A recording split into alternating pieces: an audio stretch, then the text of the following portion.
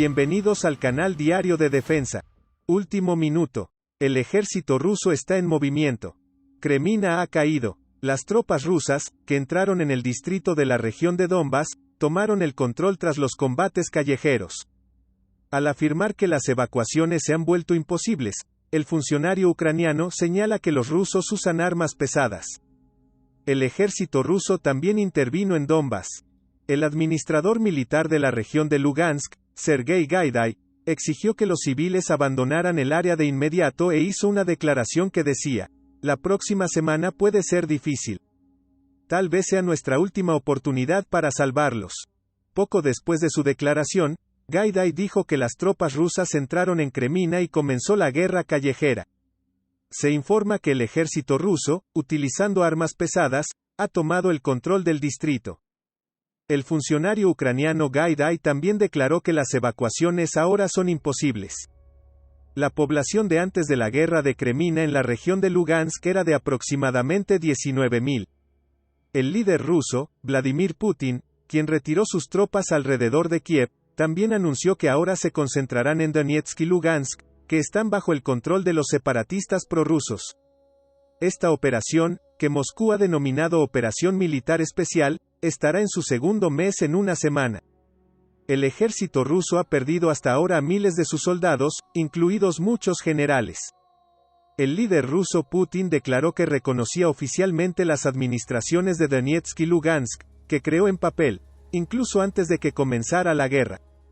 Los crecientes despliegues militares de Rusia en el este de Ucrania y sus alrededores en los últimos días están preparando el escenario para una nueva fase de la ofensiva de Moscú. Según la noticia del Wall Street Journal estadounidense, este ataque será muy diferente a las operaciones realizadas en los últimos 2 meses. En preparación para una gran ofensiva, Rusia llevó a cabo ataques aéreos contra arsenales y puntos logísticos para frustrar la capacidad de los ucranianos de reabastecer a sus fuerzas de combate. Moscú también nombró al frente de las tropas al general Alexander Dvornikov, el controvertido comandante por su cruento pasado. Esta vez, los ejércitos de los dos países se enfrentarán en terreno abierto, que es muy adecuado para fuerzas masivas y ataques blindados. Las fuerzas rusas también lucharán en territorios más cercanos a sus bases en el oeste de Rusia, por lo tanto, logísticamente más favorables y más conocidos por los comandantes rusos. Los analistas militares dicen que los problemas logísticos y la mala coordinación entre las fuerzas terrestres y aéreas de Rusia al comienzo de la guerra fueron fundamentales para que Moscú no lograra sus objetivos. El analista Mason Clark enfatizó que las líneas de suministro de Rusia en Donbas están más desarrolladas que en Kiev. Ben Barry, excomandante del Batallón de Infantería Blindada Británica, dijo: "Parece que Rusia se ha propuesto mejorar el mando y el control, pero la verdadera pregunta es si Rusia ha resuelto su problema logístico". En las primeras semanas de la guerra, Ucrania pudo frustrar un ataque ruso en Kiev y otras áreas en el norte del país, usando pequeñas unidades armadas con armas antitanque para emboscar a las tropas rusas que no estaban preparadas. Las batallas futuras probablemente serán de un tipo más tradicional. El presidente de Ucrania, Volodymyr Zelensky, dijo la semana pasada que las fuerzas rusas habían cambiado de estrategia. El teniente general retirado Ben Hodges, excomandante del ejército estadounidense en Europa, dijo: "También podemos decir que esta es ahora una guerra completamente nueva". Funcionarios occidentales y expertos militares dicen que uno de los objetivos más fundamentales de Rusia es tratar de desconectar a las fuerzas ucranianas de las áreas opuestas a los ataques rusos en el Donbas. Para ello, las fuerzas rusas avanzan hacia el sur cerca de Kharkov.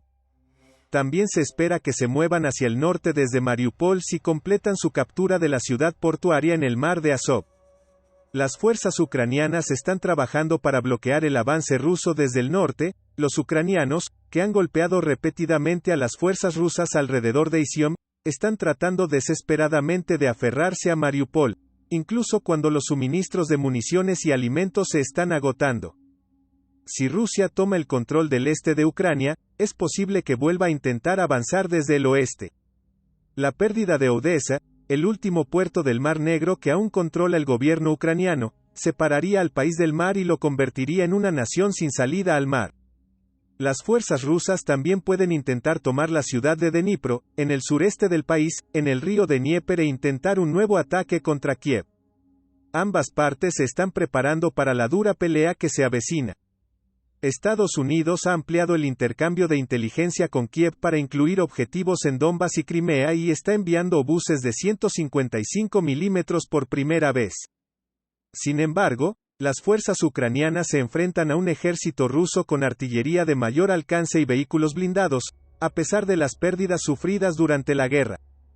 Philip Breedlove, general retirado de la Fuerza Aérea que fue el máximo comandante de la OTAN cuando Rusia tomó Crimea por primera vez, dijo: "El terreno es mucho más amplio", dijo, lo que indica que las fuerzas fuertemente armadas y movilizadas pasarán a primer plano en lugar de las fuerzas de emboscada.